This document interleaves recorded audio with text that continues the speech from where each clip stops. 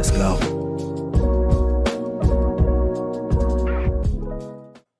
Good morning, everyone. How you guys doing? It's me, your boy Ryan Flowers, aka Clutch Sports Talk in the house. It's week 15, so you know what that means, man. It's time for another edition of NFL Sunday Morning with me, Clutch Sports Talk, man. We got a lots to get into, man. I got to cover a little bit what happened last night. The greatest comeback in NFL history took place. Minnesota Vikings, Indianapolis Colts. What a shambles that is. Also, the Ravens and Browns, that was a tough game to watch, I would say. And then the nightcap, the Dolphins almost pulled it out in Buffalo in a cold Orchard Park weather, snowing, craziness. And then also we got to get into the Week 15 power rankings, Week 15 predictions, and then my clutch picks of the week. So without further ado, sit back and relax and enjoy the show. This is Clutch Sports Talk NFL Sunday Morning with me, Ryan Flowers. Let's go.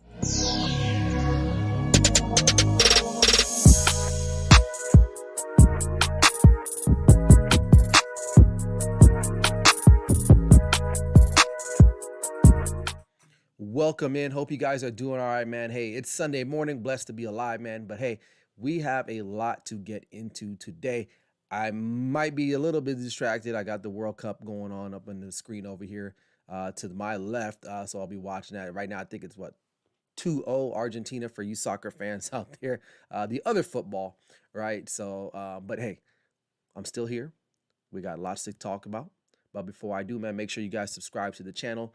Hit me up on Clutch Sports Talk, man. Literally, you type in Clutch Sports Talk, I'm probably the first thing that pops up. So if you haven't already, subscribe, hit that notifications. It lets you know when I go live, things of that nature. Also, hit up the grid.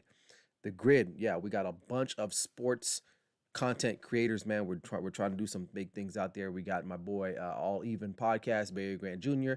We got the Dallas, the Can fans, the Dallas Cowboy Can fans, north of the border. Big times to the Cowboy supporters.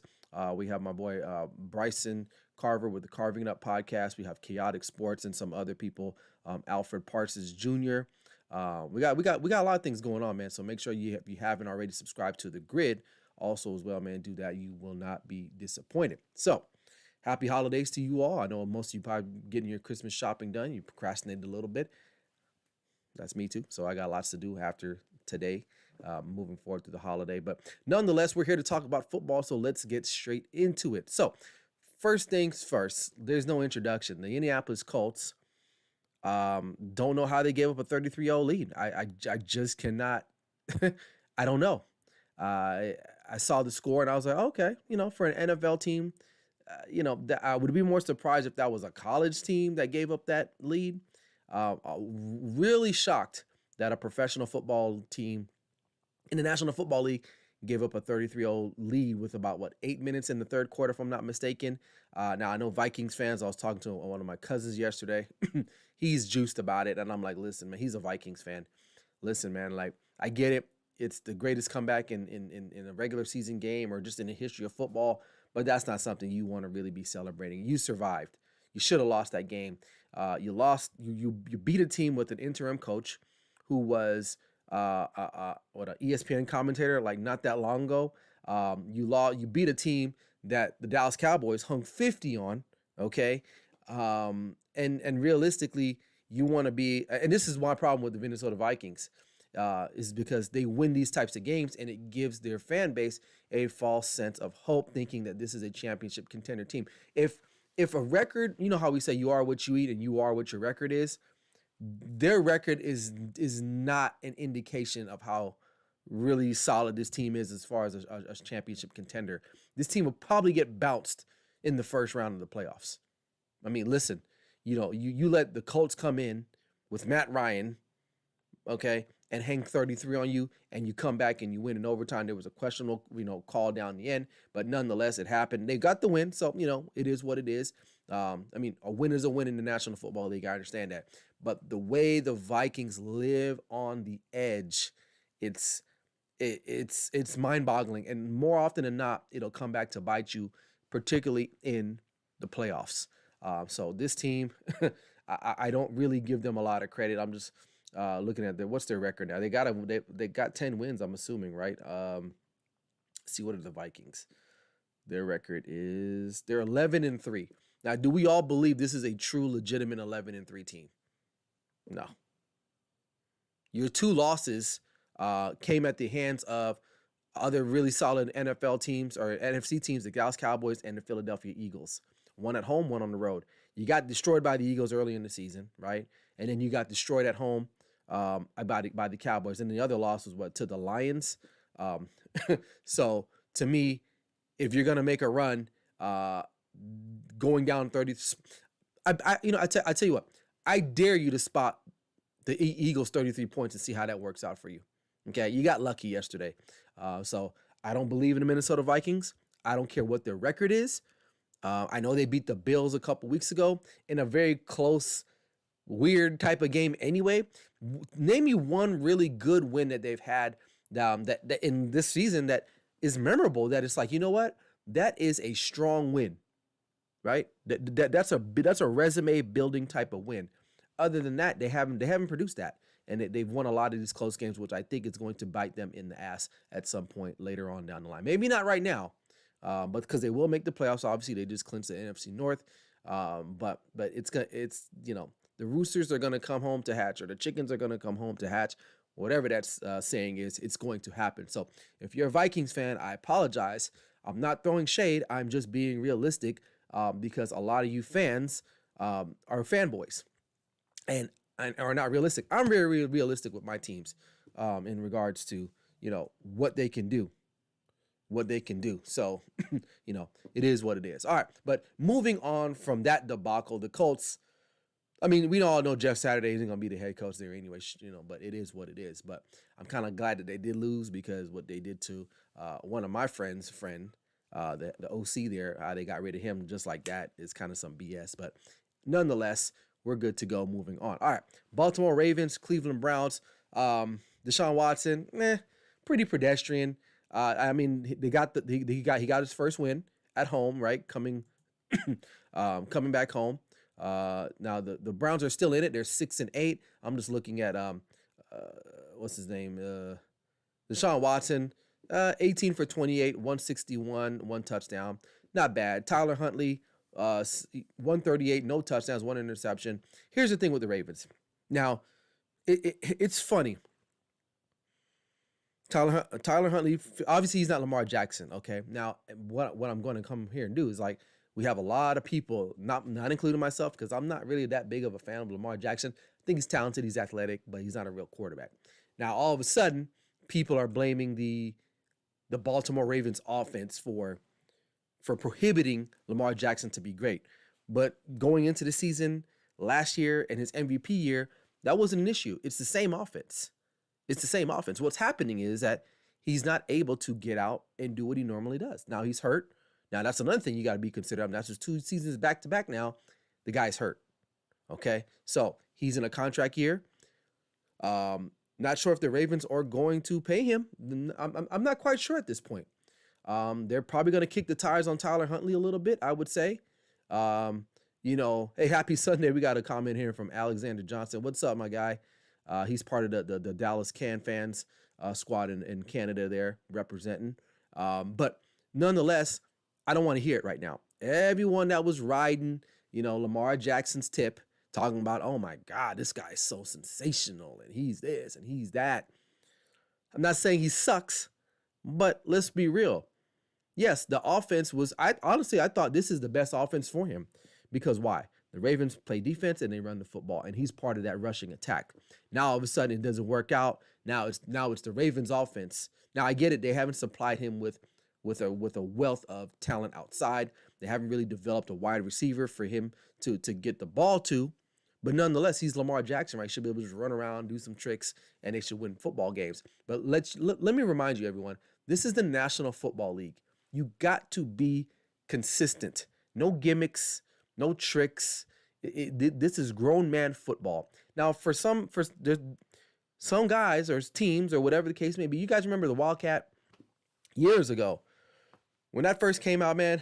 I think the Dolphins were the ones that were running it first, and with like Ronnie Brown and all these other random guys, no one could stop it. It was like, oh my God, what is this? This is the future of football. This is the best offense ever. Yes.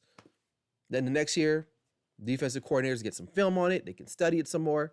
And the Wildcat really is just, you don't even see it anymore. You don't even see it. Okay.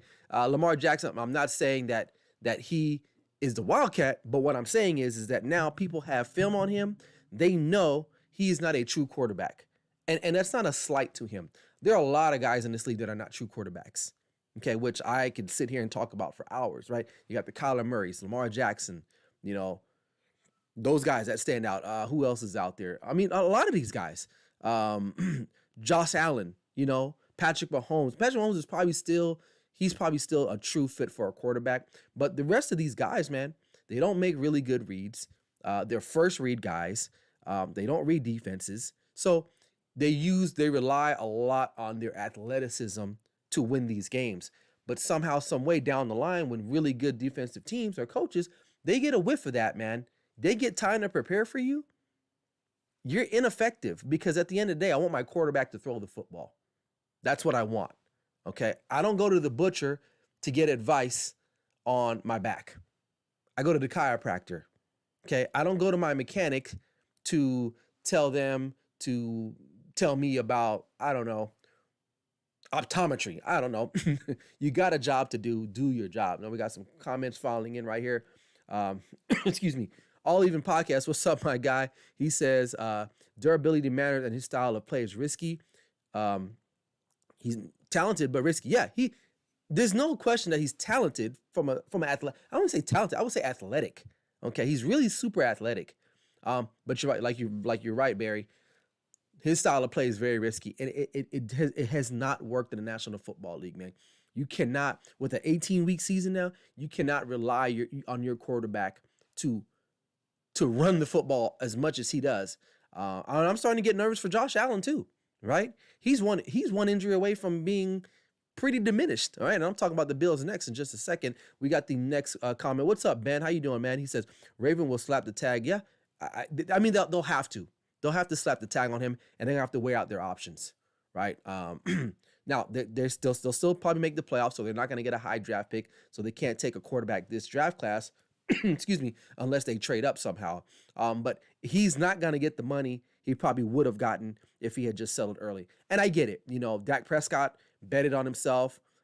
Luckily for him, his owner really pays guys that he drafts.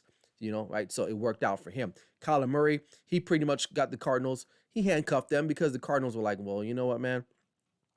We've been successful for the most part with him here.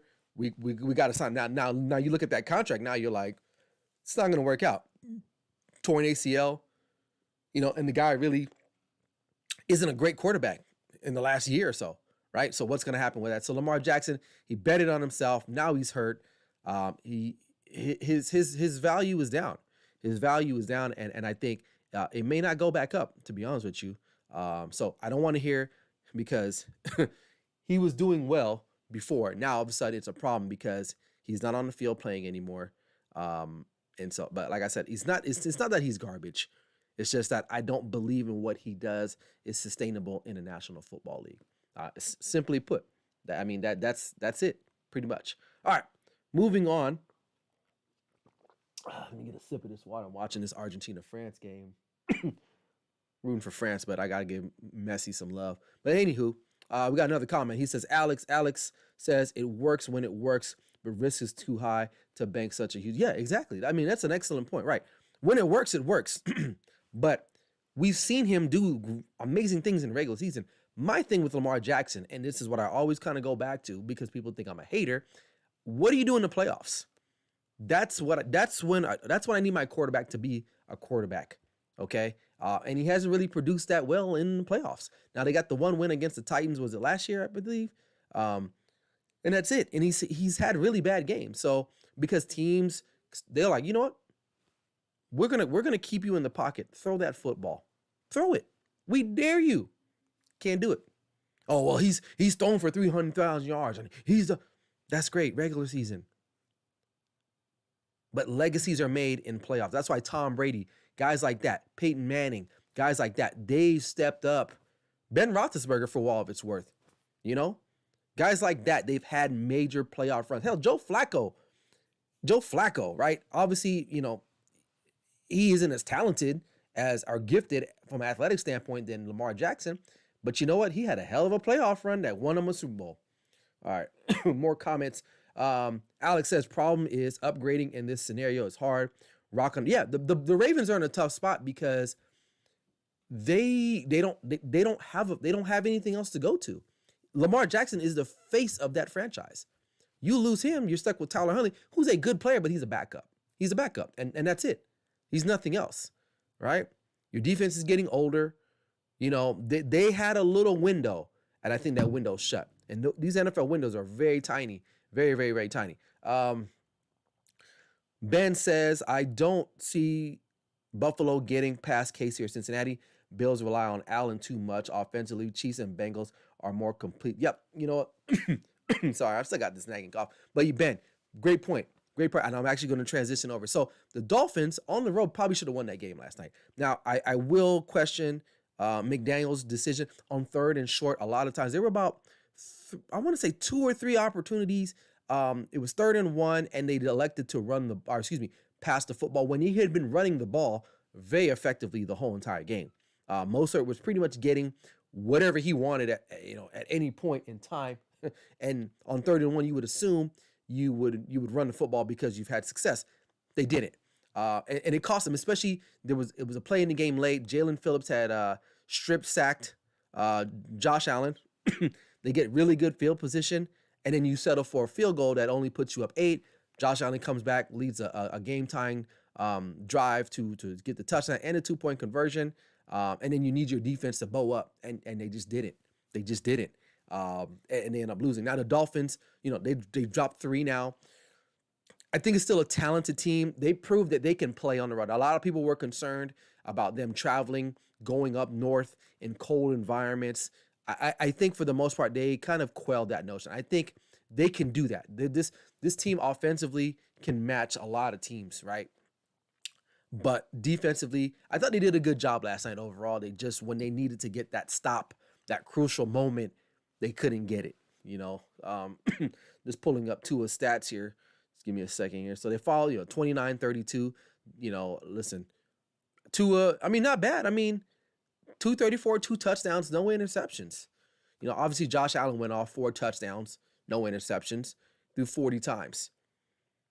And to Ben's point, this is my thing with the Buffalo Bills. If Josh Allen if he gets hurt for whatever reason, they're done. They're done. He literally put the team on his back last night. That drive to tie the game where they ran the football that whole drive, if I'm not mistaken. Maybe a couple passes here and there, but that was a Josh Allen-led drive, right? And I'm going to get on him the way I get on Lamar Jackson. I think he's talented. He's got a great arm. But you know what? Sometimes he likes to force things, and that's why he gets into trouble. Now, he didn't have any turnovers, which is good, but he's due for one at some point in some time. And the Bills, similar to the Baltimore Ravens, they're heavily reliant on Josh Allen. They have no balance. I'm just looking at their rushing attack. Devin Singletary, 13 carries, 42 yards. And I even pulled up Josh Allen rushing stats, okay? And he was averaging 3.2 yards a carry. I'm pretty sure Josh Allen's his yards per carry is probably a lot more than his running back, right? But again, he is one hit away from being seriously injured. Because he takes big shots, man. He takes big shots. Now, am I out on the Buffalo Bills? No, because Josh Allen is that good too, right? Guys like that, even Lamar Jackson for the most part, you always have to kind of keep them at the forefront because they can beat you, right? And Josh Allen has proven he can throw the football. So, Bills defense, maybe not as tough as like I thought it was going to be. But yeah, last night they played a team that was very offensively inclined. And so I'm not surprised with the score. But to Ben's comment about the Bengals or the Chiefs, Chiefs to me are they're pretty balanced from an offensive standpoint. That defense still worries me on the back end a little bit. To me, the Bengals have proven that they are the most complete team in the AFC. They can run the football. They have an exceptional pass game, and their defense is very stout when it needs to be. They make plays when they need to make plays. So losing Jamar Chase for a little bit didn't affect them. Did not affect them, right? And so that tells me a lot about them. And the Bills, what if the Bills lost Stephon Diggs? Would they be the same? Probably not, right? So, are the Bengals my favorite at this point? They're steadily rising. I forgot why I put them this week in the power rankings, which we'll get to in just a second. But it was a good game last night. The atmosphere was pretty energetic as far as the snow and the weather and the elements. That's what football is all about. I'm glad I wasn't playing in that, but it was nice to watch from the confines from my warm, cozy home. All right, all right. Moving on, man. Let's get straight into the power rankings now. This was made obviously before the games yesterday, so I'm gonna keep it. Things might have changed now after this week, but we'll just take a look at it. It was a oh nice corner kick there for France, but couldn't do anything. All right, Eagles still number one, man. They're a juggernaut offensively. I mean, gosh, pick your poison. Okay, defensively, very good defensively. I got the Bengals at number two. They're one of the most balanced teams in the National Football League. Like I said before, just a couple minutes ago, they're good, man. They're solid, and they can win on the road. They can win at home. They're good everywhere. I got the Chiefs at number three. Patrick Mahomes and Andy Reid. That's a dynamic duo. You cannot sleep on that. Those two are there. They always have a chance. Period. Okay. Buffalo Bills I got at the number number four there. Good win, good home win. Probably, you locked up the not the division yet, I don't think all the way, but at least a playoff spot for sure. But more than likely, they're going to wrap up that division now that they split with the Dolphins, split with the Jets, and I think they have New England last, so they'll probably end up, winning that division. Anyhow, Dallas Cowboys, they slid the most unimpressive win last week against the Texans. You got to take care of business, man. You can't. And I get it. They took the Texans' best shot. And for whatever reason, I know the Texans play a lot of teams close. They do. Yeah, they do. But the Cowboys, if you want to be considered a team, that was a great drive by Dak Prescott to win that game. Because I was totally out, man. I was like, you know what? This is BS. They're about to lose to the freaking Houston Texans at home. Right? And right now, they have secondary issues. Kelvin Joseph, get that bum out of there.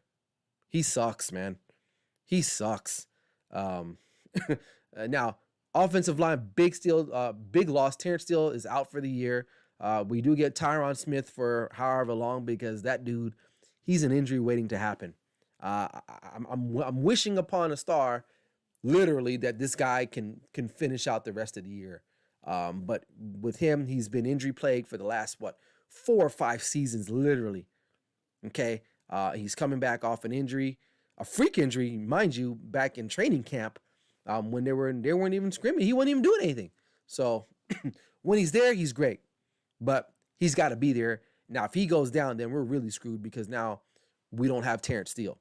We don't have Terrence Steele, who's been playing really strong at right tackle, unless Jason Peters can come in and fill in, which he did last week in that game-winning drive against the Texans. So the defense could not get after it. Here's the thing, what I'm learning now about the Dallas Cowboys defense is, and what the Texans did so well, the play action reads, man. And that's exactly what Philadelphia does. And what that does, it keeps the quarterback from holding the ball. Why? Because that's what the Dallas Cowboys do so well, is rush the quarterback. Get the ball out quick. You move your quarterback around. That's exactly what they were doing. Some people, I was watching, the game, and I was watching the Dallas Cowboys Can Fan page on YouTube, which I do pretty much every weekend. Shout out to them. They were getting the ball out so quick that Micah Parsons, you were like, is he okay? Is he alive? Because they get the ball out so quick that it you cannot get to the quarterback. And that's what I'm worried about going into that next. And I know we still got to get past the Jags today, which I'll talk about that. But that's going to be an area of concern for the Dallas Cowboys next week, Christmas Eve on Saturday. What can they do? How can they apply pressure to that? And so I feel like with the back end not strong anymore, when we lost, and this is saying a lot because I really do not like Anthony Brown back there, but he's a lot better than the guy that's in there now.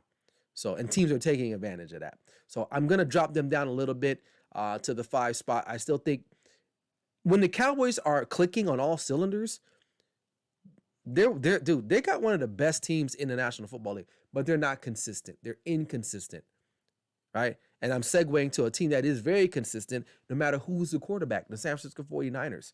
Brock Purdy coming in looking like a veteran of 5 or 6 years, right? Why? Because the coaching is good. The play calling is good. The Niners, to me, are a good team. Now, Deebo's going to be out for a little bit, I'm assuming. Excuse me.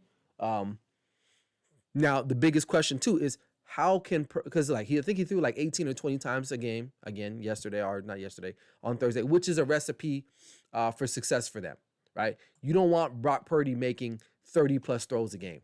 That's just not sustainable for the Niners. You need to hand the ball off to Christian McCaffrey, which is a concern from, he actually threw 26 times. Now, McCaffrey got 26 carries, which is a lot for a back of his age and miles on. Okay, that's not good because he's another guy that's injury prone. Now, if he goes down, then they're in trouble too, because now who are you going to hand the ball off to? Right? I like what they do. Kyle Shanahan is very creative. That defense is stellar. It's amazing the way they get after the quarterback. They play a physical brand of football, man. Like they're hitting, they hit everybody. Anybody. I like watching the Niners play because they're physical, even on offense. You got guys like Trent Williams, your left tackle, who's just trying to kill people. Like literally, the guy's trying to kill people. He's looking to commit a homicide every play. And their defense plays the same way too. Guys like Fred Warner coming in and laying the wood. You need that type of mentality, right? And this team is built for the playoffs because this team can go on the road anywhere. They've proven that they can play anywhere, and that's what makes them so dangerous. Now, again, my question and cause for concern is the Brock Purdy's. Can he be a guy that they can trust and in crunch time? Which you're gonna need that moment, especially from your quarterback at some point in the playoffs.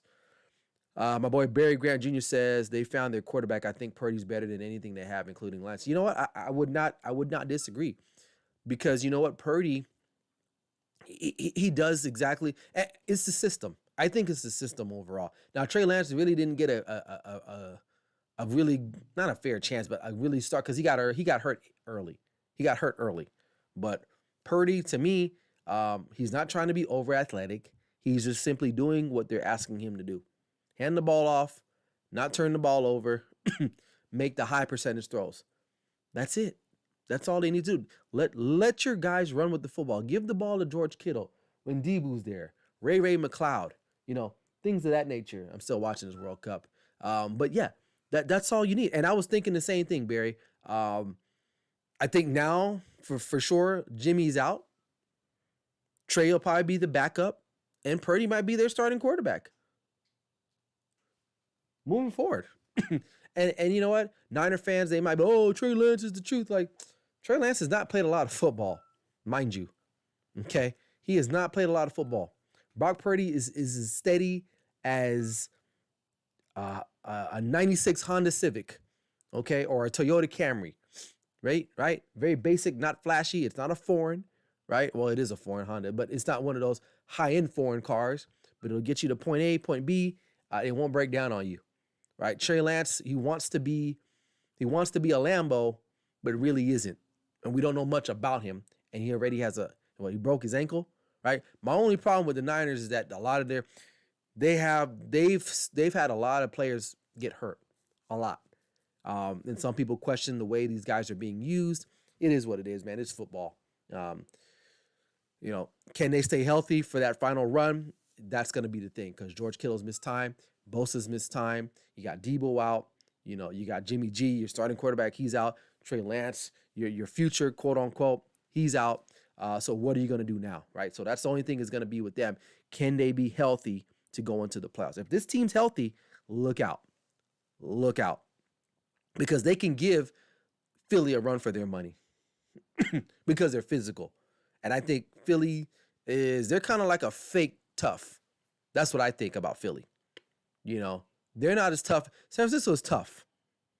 That's a tough team. Cowboys are not physical, to me, enough, right? There's still a little finesse, right? Even when we go for 4th and 1, it's like we don't, so that the Niners are a team you want to look out for. All right, Miami Dolphins. I know they lost 3 straight, but listen, you think of their last 2 losses. So you lost to the Niners to start the losing streak. That's a tough place to play. Obviously, I get it. They're playing good. You go Sunday Night Football last week. You lose to the Chargers. Who the Chargers are, even though they get on my nerves, they're talented, man. Justin Herbert is a dude, man. Okay, I just don't like their head coach. I really don't. But that's a playoff contending team, right? Then you go on the road last night in a tough spot. It's cold. You're on a 2-game losing streak at that point. Probably should have won that game last night, if I'm being honest. So I'm going to keep them where they're at. Even in a loss, they prove that they can compete with these top teams. Okay. Minnesota Vikings, they are what they are. They're 11-3, but like I told you at the top of the show, I have no faith in this team whatsoever. They're going to get rolled up in the first round of the playoffs. Because listen, if the playoffs started today, I don't know who would they be playing today. Let's see. I'm going to Google it. If playoffs were starting today, let's see. If NFL playoffs started today, let's see. Who would they play first round? No, I'm not signing up for this premium NFL plan. That's a waste of money, just so you know. They would be the number 2 seed. So they would play what? How many teams are in the I'm sorry, I'm trying to look for this here. They would play the Giants, right? The Giants, which could probably beat them. Right? They could. I would not be surprised if you're fronting the Colts 33 points. Okay? I'm pretty sure that the Giants would have a good chance, right? So we'll see. But anyway, all right, so that's it about them. Tennessee Titans, or Chargers, excuse me. You know what? The Chargers been playing pretty well. Nice win last week against the Dolphins. Now you got a tough one at home again, I believe, against the Titans later on today, so I'll talk about that. But you know what? They got a good quarterback. Offensively, they're solid. They're definitely solid. So they'll always have a fighting chance. It's just, will their head coach mess it up? That's the biggest problem with them, right? So, and then finally, the Tennessee Titans. Tough loss last week, a divisional game against the Jags. The Jags they're not a dumpster fire, right? They do got some pieces there. They just haven't been able to put it together consistently. But the Titans they're steadily they're sliding. Offensively, they can't get it going. They're relying on Derrick Henry. If they get down in games, they really don't have the offense to come from behind. They have to play up, or they got to keep the game muddled and close. That way, when Derrick Henry in the second half, he gets stronger, right? Or they have to play with the lead. But if this team goes down by 10 points or more, it's pretty much night-night for them. So, and those are the power rankings. So let's get right into the prediction. So we got the Eagles and Chicago Bears. I know my boy Barry Grant, he got the Bears winning. I told him he was bugging, but I get it. Hey, man, you can't win big if you don't, you got to take risks. So I'm not gonna. I think the Eagles will roll. The Bears, is Justin Fields in? I don't even know if he's playing or not. Is he still hurt? I'm not sure if he is or not. If he's not, then it's really not going to even be competitive. Now, what's the spread on this game? I believe the spread is only like 8.5, which is weird to me. But I guess the bettors, 8.5 Eagles on the road. So Eagles are going to destroy this team. The Bears are not a very talented team, so we'll leave it at that. All right, big one in the NFC South. You got the Falcons taking on the New Orleans Saints. Marcus Mariota benched. He's no longer with the team right now. Quote unquote, they said he's taking care of a knee injury. Desmond Ridder is the new starting quarterback. The rookie quarterback out of Cincinnati gets to start against the New Orleans Saints. Is Andy Dalton still a starting quarterback in New Orleans? And if Jameis Winston is healthy, why not put him in? I think Jameis Winston's time in New Orleans is done. I'm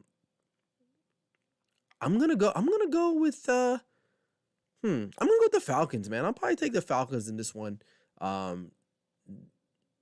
Just because I don't know.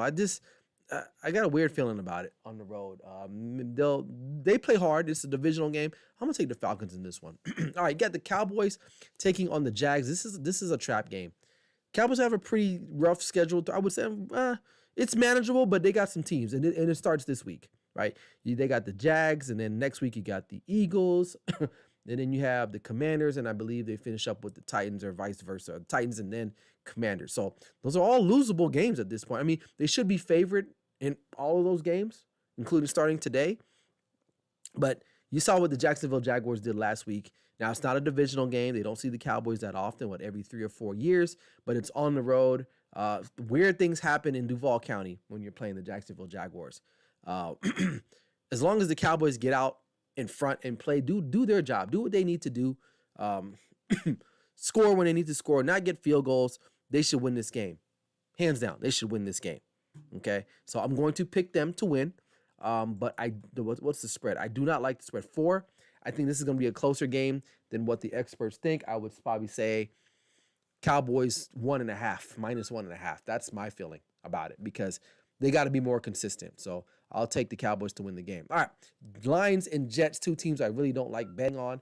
I'm done on the Jets. Like I know I keep saying that all year. I gave them one more chance last week, and they blew it. No Mike White, he's out. Zach Wilson's back in the lineup. Lions playing really strong football right now. They're running the football. They're scoring. Now their defense still ain't all that great, but I'll take the Lions to win this game on the road. And they basically single-handedly saved Dan Campbell's career there as a Detroit Lions head coach. Pittsburgh Steelers taking on the Carolina Panthers. Carolina Panthers at home in this spot. I like the Carolina Panthers. Sam Darnold's getting the start again, I believe. Really solid win last week against Seattle. Really solid win. I was very surprised about that win. They played well. I got them winning against the Steelers today. Chiefs and Texans, no brainer. Chiefs all the way. Texans will have a good fight, but in the end, the Chiefs are going to score touchdowns and put this team away, and they won't be able to recover. All right, New England Patriots taking on the Las Vegas Raiders. This game was flexed. This was going to be the Sunday night game, and it got flexed out now for the New York and Washington Commanders game. However, the Raiders, listen, they had a nice little win streak, and then last week, I don't know what happened to the Raiders. Don't know what happened. I mean, let's see, who did they play last week? Rams. Oh, that's right. Yeah, they blew that 16-3 lead to the Rams. Now, Belichick going up against his protege or former offensive coordinator Josh McDaniels.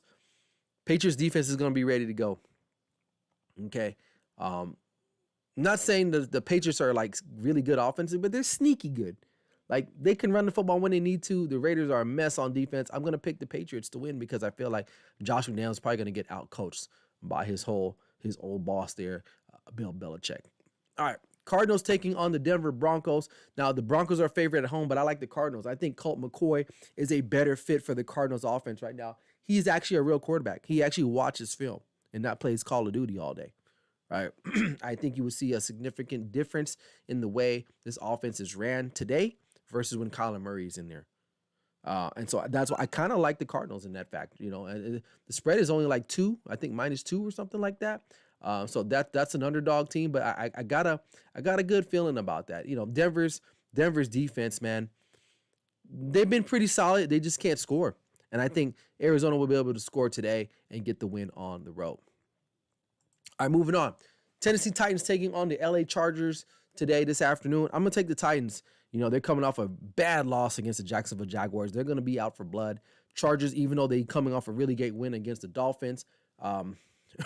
This is a physical team that they're playing today, and the Chargers are not that physical.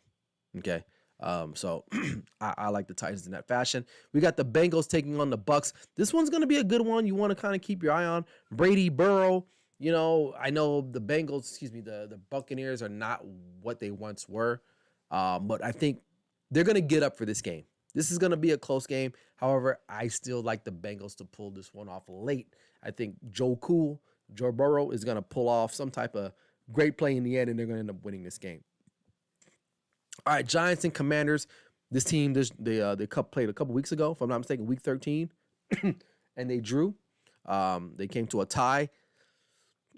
I like the Commanders at home. The Commanders at home with Tyler Heineke. I like them to get the dub. And they probably should have won that game a couple weeks ago, but I think they come home and get the win. Rams versus Packers. The Monday night game. I like the Packers. The Rams, even though, they had the great win last week against the Raiders. That's the Raiders. I know the Packers aren't really that much great either. But at home, it's going to be cold. I like Aaron Rodgers over Baker Mayfield, and that's simply it. Pretty simple.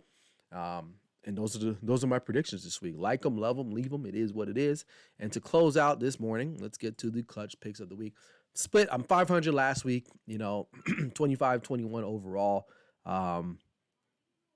This week I was listen. I don't try to pick the obvious ones. I like to mix it up a little bit. So I take some risk, right? So I got the Patriots winning. I got the Cardinals and Panthers and Titans winning today. So man, I'm looking to go 4-0. I want to get to 29-21. I think I went 3-1. That's the closest I've gotten. So, but this week I'm looking to get to 29-21 and just sweep this week. So, because a couple weekends left in this year, so I want to make sure I'm on the plus side. I don't want to break even this year. I want to be on the plus side. So, all right, that's it, man. That's all I got. So, hey, hope you guys enjoyed the show, man. Make sure you guys look me up next week, Thursday. Next week, Saturday.